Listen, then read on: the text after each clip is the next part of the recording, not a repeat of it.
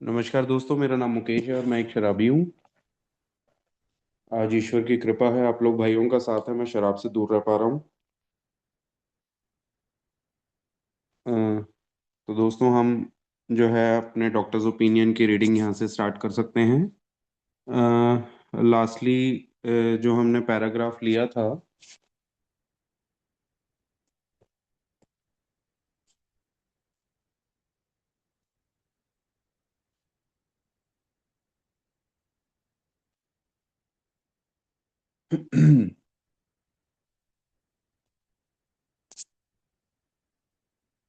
तो ये मैं इस पैराग्राफ को पढ़ देता हूँ। मेरे ख्याल से यही वाला हम लोगों ने क्लियर किया था। We believe and so suggested a few years ago. मैं अर्शदीप जी से एक बारी पूछना चाहूंगा, ये वाला पैराग्राफ ही हाँ जी, स्टार्ट हाँ। करना है ना हमने? हाँ जी, हाँ जी, हाँ जी, हाँ जी। We believe and so suggested a few years ago that the action of alcohol on these chronic alcoholics is a manifestation of an allergy. दोस्तों, एक बात तो पक्की है कि डॉक्टर्स ओपिनियन जो पूरा का पूरा चैप्टर है, it is fully vouching for physical allergy, physical craving, the phenomena of craving.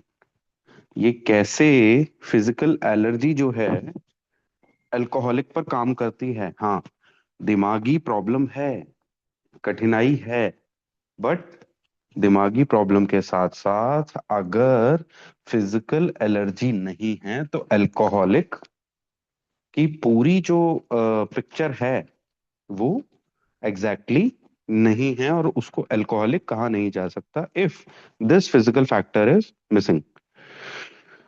कोई भी अल्कोहलिक है, यहाँ पर अल्कोहलिक्स अनोनिमस में कह रहे हैं कि डॉक्टर साहब ने जो हमें समझाया बीमारी के बारे में, उस हिसाब से हम ये एंडोर्स करते हैं। We vouch for the craving. हम पूरी तरीके से विश्वास करते हैं कि पुराने से पुराने शराबी हो या पोटेंशियल अल्कोहलिक हो, एलर्जी की मैनिफेस्टेशन होगी ही होगी।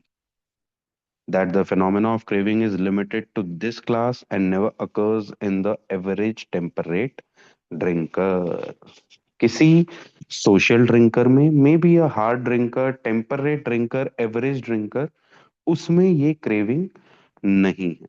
These allergic types can never safely use alcohol in any form at all। चाहे वो जो बाकार्डी ब्रीजर है जी, बियर है, इसमें तो कम अल्कोहल कंटेंट होता है। कोई अलग नई ड्रिंक आई है, इसमें तो 4% अल्कोहल होता है, 5%। ये तो वो नहीं मानी जाती, ये तो जूस की तरह कहलाई जाती है। नहीं पी सकते किसी भी तरीके से, मैं नहीं पी सकता ऐसी कोई भी drink. And once having formed the habit and found they cannot break it, once having lost their self confidence।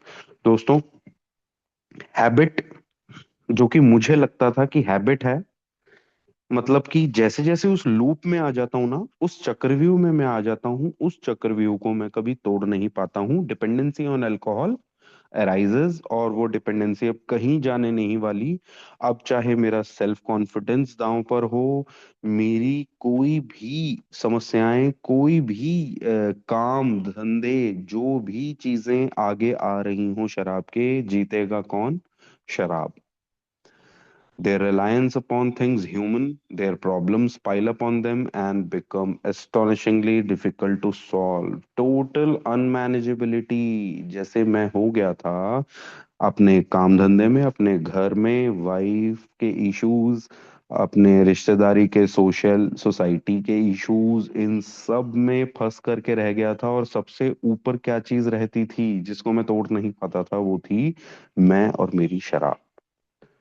वो आज मुझे यहाँ पर पता लग रहा है, जब मैं अल्कोहलिक्स अनोनिमस में आया मुझे पता लगा कि ये जितनी भी चीजें हैं सभी सब डिपेंड करती हैं एलर्जी पर। क्या होती है एलर्जी दोस्तों? कोई भी एक एबनॉर्मल रिएक्शन किसी भी चीज को लेने का, कोई भी एक एक ऐसा रिएक्शन जो कि नॉर्मल नहीं है। खाना खाया, पानी पिया, धीरे धीरे डाइजेस्ट हुआ और बॉडी ने एक्सेप्ट कर लिया।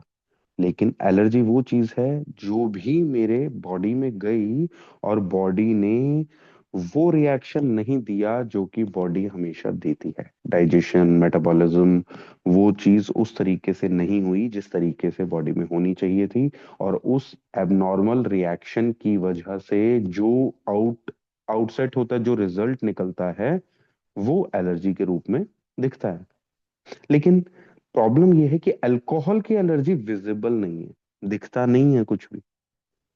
किसी को अंडे से एलर्जी है, किसी को दूध से, किसी को मछली से, किसी को कोई भी सब्सटेंस है उससे एलर्जी है, किसी को ग्लूटेन, गेहूं, बहुत सी चीजें हम देखते हैं, कोई लैक्टोज इंटॉलरेंट है। इन सब चीजों से सबको एलर्जीज हैं, और इस वजह से वो सब्सटेंस नहीं लेते। जैसे ही इस तरह की कोई भी एलर्जिक सब्सटेंस, जिस बंदे को, जिस भी इंसान को एलर्जी है, वो सब्सटेंस उनके बॉडी में जाता है, तो एबनॉर्मल रिएक्शन शुरू होता है। और एबनॉर्मल रिएक्शन का रिजल्ट क्या निकलता है, सबके साथ अलग अलग है। किसी को वॉमिट्स हो जाते हैं, नोजिया फीलिंग होती है, किसी को रैशेज हो जाते हैं, किसी को दाने निकल आते हैं, किसी के साथ बॉडी पूरी लाल पड़ जाती है। इस तरीके की चीजें उनके एलर्जी का रिएक्शन का रिजल्ट होता है। तो एलर्जिक सब्सटेंस फॉर एग्जांपल क्या रहा दोस्तों, दूध, अंडा, मछली, कुछ भी। और उसका रिजल्ट क्या हुआ, रैशेस पड़ जाना, लाल हो जाना, दाने हो जाना। ये ये चीजें एलर्जी का सब्सटेंस और एलर्जी का रिजल्ट हमें दिखाती है। The bad news about this physical allergy which I am having, this alcohol, शराब से जो मेरी फिजिकल एलर्जी है, इसकी एक बैड न्यूज है कि ये एलर्जिक सब्सटेंस है अल्कोहल। और इसका रिजल्ट क्या है दोस्तों, इसका रिजल्ट दिखने को नहीं आता। कोई माथे पे कोई निशान नहीं बन जाता जिससे मैं ये डिफरेंशिएट कर पाऊं कि कौन शराबी है और कौन शराबी नहीं है। हाँ, मछली में अलग से पता लग जाता है, बंदा लाल हो जाता है, रैशेस पड़ जाते हैं, वॉमिट लग जाती है, समझ आ जाती है कि भाई इसको मछली से एलर्जी है, इसको दूध से एलर्जी है। शराब की एलर्जी का रिजल्ट दोस्तों मोर एंड मोर ड्रिंकिंग में होता है। सोचा था 3 पैग पर रुक जाऊंगा, 3 पैग के बाद, 1 पैग के बाद ही, पहले घूंट के बाद ही फीलिंग्स चेंज होने लगती हैं क्वांटिटी ऑफ अल्कोहल पर। वो मजा नहीं आया, वो सुरूर नहीं चढ़ा, पूरी नहीं पड़ रही, आज मजा नहीं आ रहा। अलग अलग बहाने दे करके मेरी एलर्जी मुझे और पिलवाती है। ये हुआ मेरे साथ। और ये रिजल्ट जो है, आज मैं अपने जीवन में अच्छी तरीके से पीछे जाऊं तो मैं देख सकता हूँ।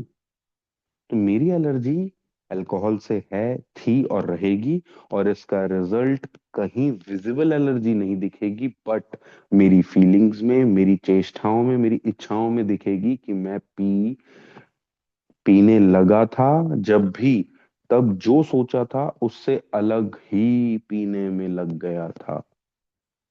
कभी क्वांटिटी को मैं निर्धारित सेट कर ही नहीं पाया। चौथी, इमोशनल अपील सेल्डम सफाइसेस। माँ, बीवी, बच्चे, दोस्त, यार, बड़े छोटे सब बोलते थे। सब इमोशनली मुझे बोलते थे, प्यार से मुझे बोलते थे, क्यों पीता है, ऐसे कर ले, क्या टेंशन है बता। कुछ नहीं हुआ। उनकी उनकी जो गुहार थी, जो मुझे लगाई जाती थी, देख बच्चे हैं, देख हम भी तो हैं, हमारे लिए छोड़ दे, ऐसे कर दे, नहीं, ये सब चीजें अल्कोहलिक पर काम नहीं करती। जितना मर्जी आप बोलो, बीमारी पे कोई असर नहीं पड़ने वाला दोस्तों। असर किससे पड़ता है, the message which can interest and hold these alcoholic people must have depth and weight. गहराई भी होनी चाहिए और वजन भी होना चाहिए, तो अल्कोहलिक को एक भारी भरकम मैसेज जा सकता है। In nearly all cases, their ideals must be grounded in a power greater than themselves if they are to recreate their lives. तो दोस्तों, छोटे से पैराग्राफ ने बहुत ही बढ़िया से बात कर दी है कि फ्रॉथी इमोशनल अपील कुछ नहीं होने वाला। आइडियल्स, उनके आदर्श कहाँ पे ग्राउंड होने हैं? हायर पावर पे, किसी और पावर पर नहीं, मैनुअल पावर पे नहीं, पावर ग्रेटर देन देमसेल्व्स। अगर उनको अपना रिक्रिएशन जिंदगी की करनी है, पहली जिंदगी जो शराब पी पी कर मैंने खराब कर ली है, अपना सब कुछ तहस नहस कर लिया है, अब उसको रिक्रिएट भी तो करना है। वो रिक्रिएट करने के लिए मैसेज में डेप्थ और फेट चाहिए। आइडियल्स कहाँ पे ग्राउंडेड, कहाँ पे एंकरिंग करनी है अपने आइडियल्स की, कहाँ पर जो है गाड़ना है खूंटा अपने आइडियल्स का? वो गाड़ना है जी हायर पावर पर, जो पावर मैनुअल ना, जो पावर नेचुरल से ऊपर। और डेप्थ और वेट कहाँ से मिला दोस्तों? आज यहाँ पर अल्कोहलिक्स अनोनिमस में जैसे ही मैंने एंटर किया कुछ समय पहले, तो मुझे आप लोगों ने अपना genuine experience, strength and hope दिया। अपनी वो बातें जेन्युइनली दी जो आप लोगों के साथ बीती थी, जो मेरे लिए बहुत डीप थी और बहुत वजन था उन चीजों में। वो मेरे लिए साबित हुआ डेप्थ एंड वेट। मैं आकर के उसी में मंत्रमुग्ध हो गया था। असली डेप्थ एंड वेट वहां से मिला। और असली डेप्थ एंड वेट कहाँ से मिला? प्रोग्राम से, इस किताब से, 12 कदमों से मिला। और फिर रिक्रिएशन हुआ, सैनिटी रिस्टोर हुई। इफ एनी फील एज इसीलिए मैंने साइकेट्रिस्ट, एक सौ की नफायत तो लगी थी। ये ये जो अब जो पैराग्राफ आ रहा है जी। दोस्तों, ये पैराग्राफ इसीलिए लिखा गया क्योंकि कई कई क्या मैं कहता हूँ, डॉक्टर सिलवत को छोड़ के बाकी जितने भी साइकेट्रिस्ट थे, डॉक्टर्स थे, सब लोग डॉक्टर सिलवत का मजाक उड़ाते थे। सब लोग डॉक्टर सिलवत को गलत ठहराने की कोशिश करते थे कि भाई आप ना डॉक्टर सिलवत, आप ना बहुत इमोशनल हो रहे हो अल्कोहलिक्स के साथ, बहुत सेंटिमेंटल हो रहे हो, और आप बिना बात के जुड़ रहे हो, इनका कुछ नहीं होने वाला। आप अपने जो प्रोफेशन है डॉक्टर हो, आप उसकी जो है बाउंड्री को तोड़ रहे हो। आप इनके साथ ये जो कर रहे हो, ये सब हमारे प्रोफेशन में, हमारी थेरेपीज में कहीं भी जिक्र नहीं है इनका, तो ये आपको नहीं करना चाहिए। और बहुत लोग हंसी ठिठोलियां कर रहे थे, बहुत लोग अगेंस्ट हो चुके थे। डॉक्टर सिल्कवर्थ ने पैराग्राफ उनके लिए लिखा। If any feel that a psychiatrist directing a hospital for alcoholics, we appear somewhat sentimental. Let them stand with us a while on the firing line, see the tragedies, the despairing wives, the little children. Let the solving of these problems become a part of their daily work and even of their sleeping moments. And the most cynical will not wonder that we have accepted and encouraged this movement. किसी भी psychiatrist, doctors, कोई भी group बढ़िया से बढ़िया हो, किसी को ये लगता है कि भैया हॉस्पिटल जो है अल्कोहलिक्स के लिए बनना चाहिए और उसमें डायरेक्टर्स वो साइकेट्रिस्ट होना चाहिए, तो कहता है भाई ये तो बड़ी, हमें बिल्कुल ठीक बात नहीं लग रही। क्यों? जिन लोगों को, जिन डॉक्टर्स को ये लग रहा है, डॉक्टर सिलवत कह रहे हैं सभी लोग आओ, देखो कैसे खड़े हैं ये। जैसे वो रस्सी होती है ना दोस्तों, जिस पर बैलेंस करता है एक इंसान, जो वो झूले, उसको क्या बोलते हैं मुझे याद नहीं आ रहा, उस पे रस्सी पे चलने वाला जो इंसान होता है, सिंगल रस्सी पर चलता है, जो बैलेंस करता है किसी तरीके से, उस पे चलते हुए देखो अल्कोहलिक्स को। उनके साथ क्या ट्रेजेडीज हुई थी पीते समय, अब उनकी वाइफ्स, उनके बच्चे, और अब वो कैसे अपने प्रॉब्लम्स को सॉल्व कर रहे हैं। तो कोई अनकॉन्शियसली भी नहीं सोचेगा कि भैया मैंने ये मूवमेंट, मैंने ये मुहिम अल्कोहलिक्स अनोनिमस की, बिल डब्ल्यू का साथ मैं जो ये दे रहा हूँ, ये मैं क्यों दे रहा हूँ। जब आप लोग देखोगे तो आपको खुद पता लगेगा कि मैं इनका मजाक नहीं उड़ा सकता। मैंने देखा कि कुछ और जब काम नहीं किया, तो अल्कोहलिक्स के साथ ये मुहिम जो छेड़ी बिल डब्ल्यू ने, ये काम कर गई। We feel after many years of experience that we have found nothing which has contributed more to the rehabilitation of these men than the altruistic movement now growing up among them. Altruistic, helpful, rehabilitation, पहले से बेहतर condition में आने के लिए, जो मैं पहले बेहतर था बीच में खराब हुआ, तो खराब से वापस ठीक होना, बेहतर होने को रिहैबिलिटेशन बोला जाता है। तो कोई भी चीज, कोई भी थेरेपी, चाहे वो बेलाडोना हो, चाहे वो माइल्ड चीजें हो, चाहे वो इनकी साइकेट्रिक थेरेपीज हो, चाहे वो डिलीरियम ट्रीटमेंट हो, कुछ भी हो, कोई भी चीज काम नहीं आई जो ये हेल्पफुल मूवमेंट, जो ये परोपकारी मूवमेंट काम आ गई। मेन एंड वुमेन, मेरा बहुत अच्छा पैराग्राफ, सबसे ज्यादा क्लैरिटी को खोलने वाला पैराग्राफ, जो कि मुझे मेरे चक्रव्यूह के बारे में बताता है, मेरे विशियस साइकिल के बारे में बताता है दोस्तों, वो पैराग्राफ आ गया है। बहुत इंपॉर्टेंट पैराग्राफ है ये, अगर मुझे अल्कोहलिक को अपनी अल्कोहलिक साइकिल के बारे में समझना है, मेरे विशियस साइकिल, जो मेरा चक्रव्यूह जिसमें मैं फंसा रहा, हर दिन रात रोता रहा। Men and women drink essentially because they like the effect produced by alcohol. I wanted instant relief, और शराब ने वो दिया, वो मजा, वो आराम मिला शराब से। क्यों ड्रिंक क्यों करते हैं कोई भी आदमी या औरत? क्यों? क्योंकि वो अल्कोहल से निकला हुआ इफेक्ट को पसंद करते हैं। बिल्कुल। मुझे कोई टेस्ट नहीं आता था शराब में, ना मुझे कभी आया। बहुत लोग बोलते थे कि वो जो है चीज विस्की वो वाली है जो उसमें टेस्ट ऐसा है, I love that, I love this vodka and all this, जितनी भी ऐसी बातें करते थे लोग, बुलशिट। मुझे लगता था कि यार ये क्या बोल रहे हैं। मुझे सिर्फ और सिर्फ शराब से सुरूर चाहिए था, नशा चाहिए था, और अल्कोहल ने प्रॉमिस किया, मुझे दिया वो चीज, वो फील गुड फैक्टर, वो हाई मिली मुझे। The sensation is so elusive that while they admit it is injurious, they cannot after a time differentiate the true from the false. अब ये जो हाई है, ये जो मजा है, ये जो सुरूर नशा है, वो इतना भ्रम पैदा करने वाला था, वो इतना दिमाग घुमाने वाला था, कि मुझे पता था मैं अपनी दुर्गति कर रहा हूँ, मैं अपने आप को धकेले जा रहा हूँ शराब के अंदर। लेकिन सच और झूठ में डिफरेंस नहीं देख पा रहा था। They can not after a time differentiate the true from the false. सच और झूठ का पता ही नहीं लग पा रहा था। क्या रियलिटी है, क्या मैं फैंटेसाइज कर रहा हूँ, क्या सच्चाई है, क्या मैं झूठ देखे जा रहा हूँ एक्चुअली, जो कि झूठ है और मुझे सच लग रहा है। This was my the most prominent obsession. To them, their alcoholic life seems the only normal one.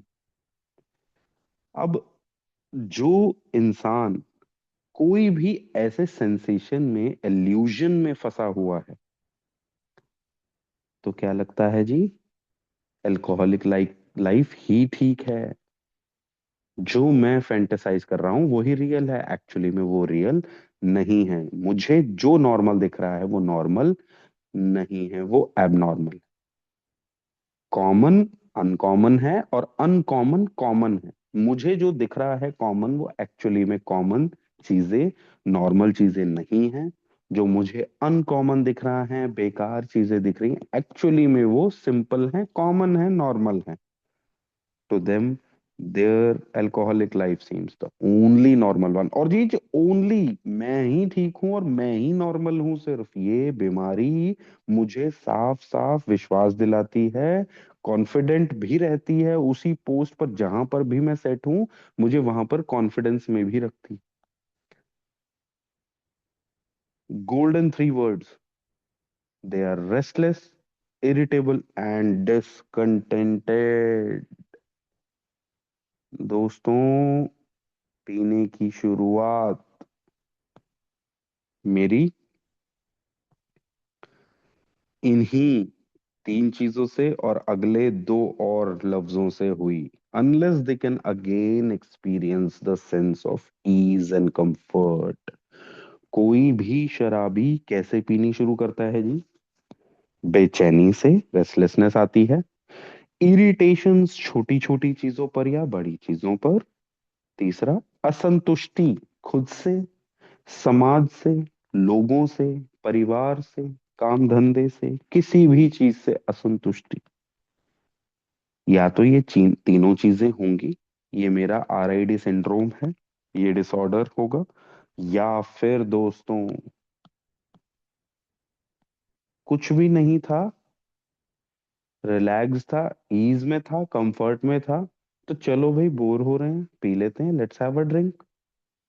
तो या तो मेरे पास बहाने होते थे कि मेरे साथ कोई प्रॉब्लम्स हैं, जो प्रॉब्लम्स रिलेटेड थी मेरी इरिटेशन से, मेरी डिसकंटेंटमेंट से, मेरी असंतुष्टि से, मेरी बेचैनी से, एंजाइटी, घबराहटें, या तो उससे रिलेटेड था तो मैं शराब पीने जाता था।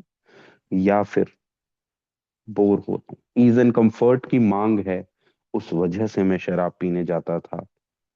ये स्टार्टिंग की जो चीजें हैं, जो मेरे पर्सनालिटी में प्रॉब्लम्स हैं दोस्तों, रेस्टलेस, इरिटेबल, डिसकंटेंट, बोर हो रहा हूँ, चाहिए ईज एंड कंफर्ट, मजा चाहिए, रिलैक्सेशन चाहिए, ये सारी जो चीजें हैं, ये स्टार्टिंग वो बनती है जिससे मेरा धीरे धीरे धीरे धीरे मैं मेंटल ऑब्सेशन पर जाता हूँ। अभी गया नहीं, अभी मैं उन्हीं चीजों पर खड़ा हूं। विशेष साइकिल में सबसे पहला टप्पा यही है, रिलैक्स होना, ईज एंड कंफर्ट चाहना, आराम का मजा देखना, मजा देखना, या फिर डिस्कंटेंट हो जाना, इरिटेट हो जाना, या रेस्टलेस हो जाना। इस तरीके की कोई भी पर्सनालिटी इश्यूज मुझे आ सकते हैं।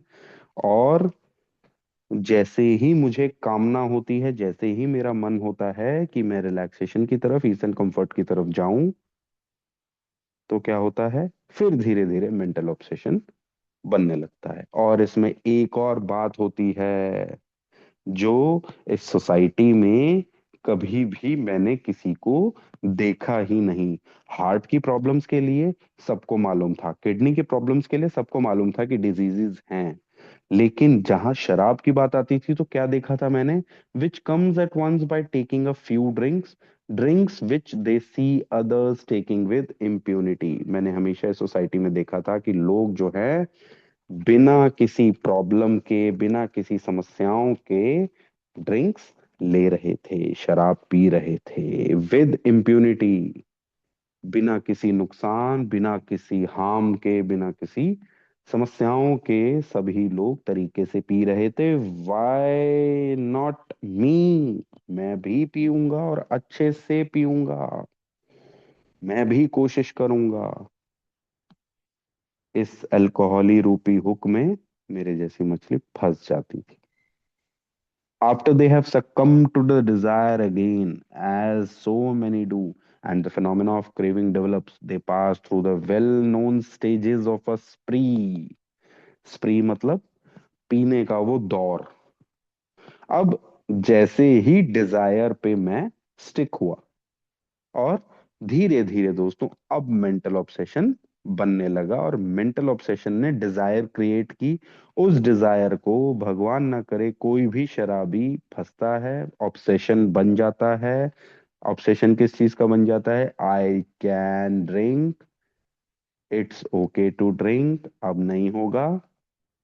और ये मेंटल ऑब्सेशन पहला पेग पिलाता है, पहले घूंट के साथ ही मेरी physical allergy, as so many do, and the phenomena of craving develops. वो फिनोमेना, वो शारीरिक प्यास, वो शारीरिक भूख, फिजिकल एलर्जी क्रिएट होने लग जाती है। और जैसे जैसे वो क्रिएट होती है, वो मुझे मोर एंड मोर में फंसाती है, और फंसाती है, और जो है, they pass through the well-known stages of a spree, emerging remorseful with a firm resolution not to drink again। धीरे धीरे वो एलर्जी जो है और पिलाती जाती है, और पिलाती जाती है। रात ज्यादा हो गई, घर लेट पहुंचा, कम पहुंचा, किसी से झगड़ा हुआ नहीं हुआ, घर पे आकर के झगड़ा हुआ नहीं हुआ, मैं कैसे गिरा या नहीं गिरा, पैसे चोरी हुए नहीं हुए मैंने पीने के बाद, क्या बोला क्या सुना कुछ नहीं याद, या फिर अगर किसी से कोई खास झगड़ा हुआ भी नहीं, ये सब चीजें नहीं हुई, तो अगले दिन सुबह उठते ही एक क्वेश्चन आता था दोस्तों। वो क्वेश्चन आता था कि क्यों पी। That is my remorse, that is my guilt, that is my shame. और उसके बाद मेरा अल्कोहलिक एंथम शुरू हो जाता था। हर देश का एक नेशनल एंथम होता है और हर अल्कोहलिक का एक नेशनल एंथम होता है। वो अल्कोहलिक का एंथम है, आगे से नहीं पीऊंगा, with a firm resolution not to drink again. आगे से नहीं पीऊंगा। This is repeated over and over, and unless this person can experience an entire psychic change, there is a very little hope of recovery. अब दोस्तों, ये पूरी vicious cycle, ये पूरा चक्रव्यूह में मैं पड़ा रहता हूं और यही होता रहा मेरे जीवन में। कोई भी समस्या, कोई भी इरिटेशन, कोई भी असंतुष्टि शुरू हुई, उसके साथ, या समस्या नहीं भी हुई तो मैं मजे लेने के लिए बोर हो रहा हूं, मुझे रिलैक्सेशन चाहिए, आराम चाहिए, छुट्टी मनानी है, उसके लिए दिमाग में ख्याल आया और मेंटल ऑब्सेशन बन गया। ये था सेकंड स्टेज। जिस फर्स्ट स्टेज, ये वाला, एक तरह से इसको हम लोग स्पिरिचुअल बैंकरप्सी बोल सकते हैं। जब ये आरआईडी सिंड्रोम आया, या जब हमें वो इनसेन आइडिया आया कि हम पी सकते हैं रिलैक्सेशन के लिए, मजे के लिए, पिछला सब कुछ भूल जाता है कोई भी शराबी, और नेक्स्ट डे के लिए सोचता है कि आज ऐसा नहीं होगा, और धीरे धीरे सेकंड स्टेज आती है मेंटल ऑब्सेशन की। थर्ड स्टेज मेंटल ऑब्सेशन में जैसे ही कोई भी शराबी शराब पीनी शुरू करता है, तो वो थर्ड स्टेज पर चला जाता है, फिनोमेना ऑफ क्रेविंग पर, फिजिकल एलर्जी पर। और फोर्थ स्टेज रिमॉर्स, गिल्ट, शेम की आती है। और फिफ्थली वो क्या करता है, वो अपना एंथम गाता है, अपना प्रण लेता है, वो प्रतिज्ञा लेता है कि आगे से कभी नहीं पिएगा। वो गिल्ट्स, वो शेम, वो रिमॉर्स जो उसको वो प्रतिज्ञा दिलवा रहे हैं, बार बार वो कसम खा रहा है, अब वो धीरे धीरे फिर से इरिटेशन में बदलती है, एक छोटी सी डिसकंटेंटमेंट खुद से। वो गिल्ट शेम रिमॉर्स भी तो एक तरह का डिसकंटेंटमेंट ही है दोस्तों। वो फिर से मेरे को इरिटेशन में डालेगा, और वो इरिटेशन फिर से मेरा मेंटल ऑब्सेशन कब बनाएगी, कब मुझे तैयार कर देगी पीने के लिए। ये लूप जो है, इसमें फंसे रहेंगे, फंसे रहेंगे, फंसे रहेंगे। This is repeated over and over, and unless this person can experience an entire psychic change, there is a very little hope of recovery. अब मान लो कि ये जो पूरा चक्रव्यूह है, ये जो विशियस साइकिल है, ये एक बवंडर रूपी गोल गोल घूमे जा रहा है, घूमे जा रहा है स्पीड में, और मैं इसमें घूमे जा रहा हूँ। कोई भी स्पिरिचुअल बैंकरप्सी आई, कोई भी गलत ख्याल आया, रिजेंटफुल थॉट आया, कोई भी कैसे भी तरह का इंसेन आइडिया आया, वो इंसेन आइडिया हमेशा जीता। मेंटल ऑब्सेशन उसने बनाया, मेंटल ऑब्सेशन से फिजिकल एलर्जी, फिजिकल एलर्जी से गिल्ट शेम रिमॉर्स, गिल्ट शेम रिमॉर्स ने मेरे को कसम खिलवाई, कसम ने मुझे और ज्यादा गिल्ट दिए, इरिटेशंस दी, वो इरिटेशंस ने फिर से मुझे उसी लूप में ले जा करके ऊपर, सबसे ऊपर खड़ा कर दिया। जब तक इस बवंडर से मैंने एक हाथ बाहर निकाला दोस्तों, अल्कोहलिक्स एनोनिमस की मीटिंग ने वो हाथ पकड़ लिया, या मैंने मीटिंग का हाथ पकड़ लिया, उस बवंडर से मैं बाहर हो गया। अब मैं उस लूप से खच खच खच खच घूमे जा रहा है, घूमे जा रहा है, घूमे जा रहा है वो लूप, वो साइकिल घूमे जा रही है, और मैंने क्या किया, मैं हट गया चुपचाप साइड। एक दिन मेरा बना जिस दिन मैं मीटिंग पहुंच गया, और मीटिंग पहुंचते ही आइडियाज में परिवर्तन आने लगे। डॉक्टर साहब साफ साफ सोल्यूशन दे रहे हैं कि अपना संपूर्ण मानसिक परिवर्तन नहीं होगा जब तक, तो रिकवरी की कोई आशा नहीं है। कोई नया एटीट्यूड, पुराना आइडिया क्या था कि इरिटेशन आई और दिमाग ने ऑब्सेशन बना दिया। नया आइडिया क्या था? अल्कोहलिक्स अनोनिमस की मीटिंग्स में आकर के मिला जो, आज रुक जाता हूँ, एक दिन का हिसाब, आज नहीं P. On the other hand, and strange as this may seem to those who do not understand, once a psychic change has occurred,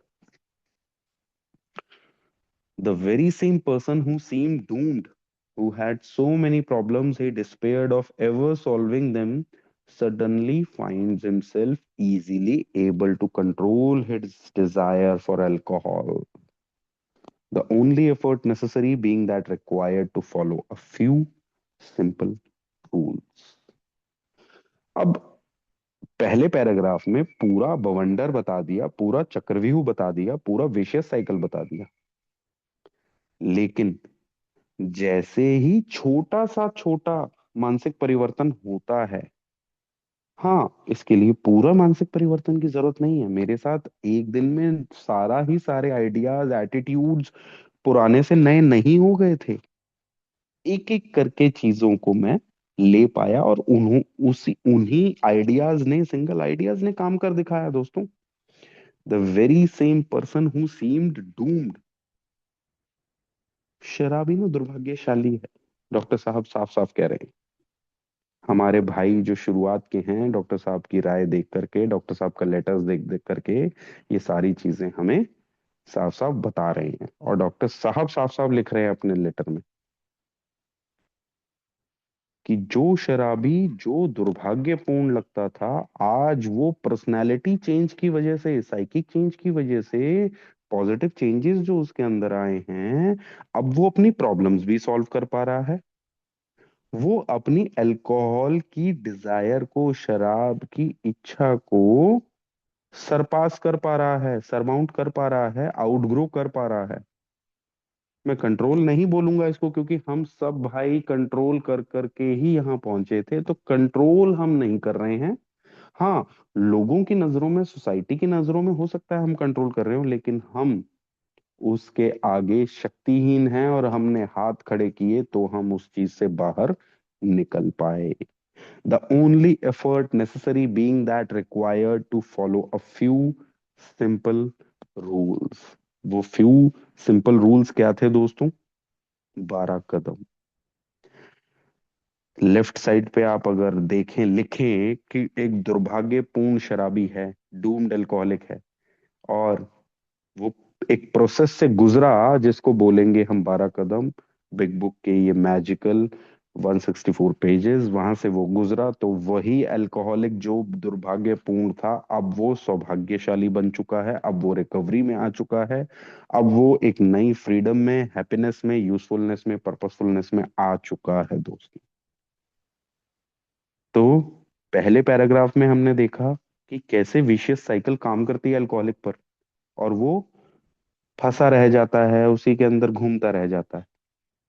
हालांकि नेक्स्ट पैराग्राफ पूरा का पूरा पैराडॉक्स है उस पैराग्राफ का, पूरा का पूरा बताता है कि वो विशियस साइकिल से निकल सकता हूं, सिर्फ एक चीज चाहिए, psychic change. Ideals must be grounded in a power greater than ourselves. पीछे हमने बात की, पावर्स ऑफ गुड चाहिए अल्कोहलिक को, स्पिरिचुअल माइक्रोस्कोप चाहिए जिससे वो अच्छाई की शक्ति को देख पाए। ये डॉक्टर साहब ने साफ कर दिया है। अब ये पहली बात उन्होंने लिखी, पावर्स ऑफ गुड चाहिए। दूसरा उन्होंने लिखा, ideals must be grounded in a greater power. अब तीसरा वो क्या लिख रहे हैं, एंटायर साइकिक चेंज। जैसे ही आ जाएगा वो सब कुछ कर पाएगा। Men have cried out to me in sincere and despairing appeal. Doctor, I cannot go on like this. I have everything to live for. Doctor साहब, सब कुछ है मेरे पास। क्या ऐसा है जो मेरे पास नहीं है? सब कुछ है, लेकिन शराब नहीं जा रही है। लोगों ने डॉक्टर को बोला ये सब चीजें, और अब जो लाइन आ रही है दोस्तों, ये मुझे अपने आप से पूछनी थी। I must stop but I cannot. If you want to drink, drink. If you don't want to drink, don't drink. But if you want to stop drinking but you cannot, welcome to Alcoholics Anonymous. पीना चाहते हैं पिए, नहीं पीना चाहते हैं ना पिए। लेकिन अगर आप पीना नहीं चाहते हैं और छोड़ नहीं पा रहे हैं तो अल्कोहलिक्स अनोनिमस में आपका स्वागत है। ये सबसे बड़ी कंडीशन, सबसे बड़ी रिक्वायरमेंट है अल्कोहलिक्स अनोनिमस की दोस्तों। You must help me. जब कोई भी शराबी ये बोलता है कि मैं छोड़ना चाहता हूं, छोड़ नहीं पा रहा हूं, तो अल्कोहलिक्स अनोनिमस का वर्किंग शुरू हो सकती है। Faced with this problem, if a doctor is honest with himself, he must sometimes feel his own inadequacy। दोस्तों, 2 पेजेस पहले उन्होंने बोला सिंथेटिक नॉलेज से परे हमारे पास कुछ नहीं है। शराबी को क्या चाहिए? Moral psychology. सर, शराबी को क्या चाहिए? पावर्स ऑफ गुड, जो कि हमारी प्रोफेशन में दूर दूर तक कहीं नहीं है। जितने मर्जी अल्ट्रा मॉडर्न स्टैंडर्ड्स हैं, हमारी साइंटिफिक अप्रोच जितनी मर्जी अच्छी है, हमारे पास ये चीजें नहीं है। अब दोबारा से उस चीज को कंफर्म कर रहे हैं ये, और ये रियलिटी है दोस्तों। लेकिन ज्यादातर 99%, या मुझे नहीं पता, मेडिकल फ्रेटर्निटी कोई भी मानने को तैयार ही नहीं हो पाती है। वो अपने साइंस बेस्ड रहते हैं, सिंथेटिकली बेस्ड रहते हैं। लेकिन इसका इलाज जो है, परे है उन सब सिंथेटिक सॉल्यूशन से, प्रोफेशन से, मेडिकल फ्रेटर्निटी से परे है। ये डॉक्टर साहब साफ साफ यहाँ कहना चाह रहे हैं। If a doctor is honest with himself, he must sometimes feel his own inadequacy, although he gives all that is in him. Often it is not enough. One feels that something more than human power is needed to produce the essential psychic change. Human power से कुछ नहीं होने वाला। Ideals कहाँ ground करने पड़ेंगे? Higher power पर, powers of good पर, जो सिंथेटिक नॉलेज से परे हो। तब जो है personality change, positive personality change, profound personality change, essential psychic change मिल सकता है। Though the aggregate of recoveries resulting from psychiatric effort is considerable. हाँ, रिकवरीज हुई हैं, लोग शराब से दूर हुए हैं, साइकेट्रिस्ट के पास जाकर के, साइकोलॉजिस्ट के पास जाकर के, उनकी थेरेपीज जो प्रोफेशनल थेरेपीज है उनको लेकर के रिकवरीज मिली हैं। और वो हम देख भी सकते हैं, कंसिडरेबल अमाउंट है। ठीक है, it is a handsome amount. We physicians must admit we have made little impression about the problem as a whole, लेकिन प्रॉब्लम पर नहीं जा पाए हम उस प्रॉब्लम को तह पे जा करके सॉल्व नहीं कर पाए। जो तह पे जाकर के प्रॉब्लम, ये अल्कोहलिक्स के लिए dedicated curated program of 12 steps करता है। Many types do not respond to the ordinary psychological approach। Psychological approach पर नहीं काम करता लोगों पर। वो प्रोफेशनल थेरेपीज, वो सब चीजें नहीं काम करती, वो सेशंस नहीं काम करते लोगों पर। ये काम कर जाता है जब कोई भी शराबी भाई बिना किसी से पूछे, सामने वाले से कि भाई कितनी पी, कहाँ पी, क्या हुआ आपके साथ, अपनी बातें बतानी शुरू करता है और काम उस पे होना शुरू हो जाता है अपने आप। वो शराब से दूर हो जाता है। मेरे साथ ऐसा ही हुआ।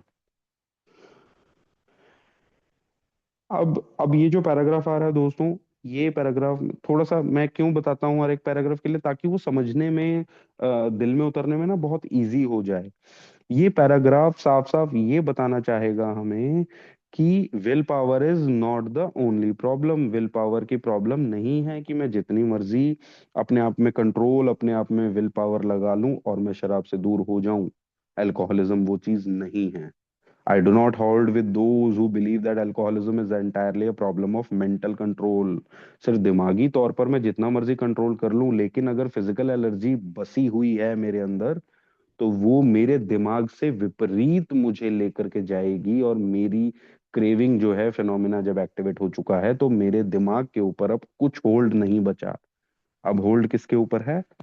वो क्रेविंग है, वो क्रेविंग मुझे खींच खींच कर ले जाएगी और पिलाएगी। I have had many men who had for example worked a period of months on some problem और business deal which has to be settled on a certain date favorably to them। दोस्तों, आज से 10 दिन बाद कोई काम था, शराबी को करना था, उसने शराब नहीं पी। 1 दिन, 2 दिन, 4 दिन बीत गए, वो तैयारियां कर रहा है, अब 6 दिन बचे हैं।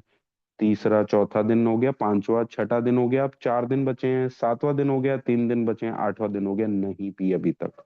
अब जब तैयारियां सब कुछ दिख रही हैं और दिख रहा है कि अब 2 दिन बचे हैं, main D day has to become, जो मेन डे है वो आने वाला है, और उसके 2 दिन बचे हैं, और अब वो सोच रहा है कि चलो, अब तो 90% of the work is completed, अब मैं ले लेता हूँ। वो एक दो पेग लेता है। They took a drink a day or so prior to the date, and then the phenomenon of craving at once become paramount to all other interests। 1 दिन या 2 दिन पहले जब किसी भी शराबी भाई ने अपने काम से पहले ये ड्रिंक उठा ली, अब वो जो सबसे इम्पोर्टेंट चीज थी, जिसको 8 दिन से मेहनत कर रहा था वो भाई, अब वो फंस चुका है। अब उसके लिए इम्पोर्टेंट क्या है दोस्तों? वो जो सबसे इम्पोर्टेंट चीज थी, अब वो लिस्ट में नीचे आ गई है, और अब इम्पोर्टेंट लिस्ट में क्या हो गया है ऊपर? शराब। और वो शराब अब दिमाग की नहीं है, अब शरीर की शराब शुरू हो गई है। अब दिमाग तो एक तरफ जा रहा है उसी काम पर कि मैं काम कैसे कर लूं, लेकिन शरीर कहाँ जा रहा है?